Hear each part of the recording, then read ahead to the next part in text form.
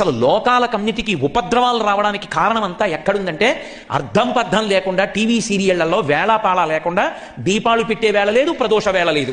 సాయంకాలం అయ్యేటప్పటికీ పెద్ద రచయితలమని చెప్పి వీళ్ళు బయలుదేరి అక్కర్లేని మాటలు చెప్పించడం, మంగళసూత్రాల మీద చేతులు వేయించడం, కోట్ల మంది దాన్ని చూడడం. ఏది మంగళప్రదమైందో, దేన్ని మంగళప్రదంగా చూపించాలో దాని విషయంలో పరాకు జాగరూకత అవసరం. అటువంటి మంగళసూత్రాన్ని పట్టుకుంటే తల్లి అంగీకరించదు. కానీ కడుపున పుట్టినటువంటి బిడ్డడు అమ్మకిచ్చేటటువంటి బహుమానం ఏమిటి అంటే 1కి 100 మాటలు అమ్మ మెడలో మంగళసూత్రాలే పట్టుకుంటాడు. అమ్మ వాడికి పాలిస్తుంటే వాడు అమ్మ మెడలో మంగళసూత్రాలు పట్టుకుంటాడు. అమ్మ ఎవ్వరినీ అంగీకరించదు. కానీ కడుపున పుట్టిన బిడ్డ కష్టపడి జననం ఇచ్చింది, వాడికి పాలిస్తోంది, వాడు మంగళసూత్రం పట్టుకుని ఆడుతున్నాడు. అయినా వాడి వేలు కూడా చెనకదు.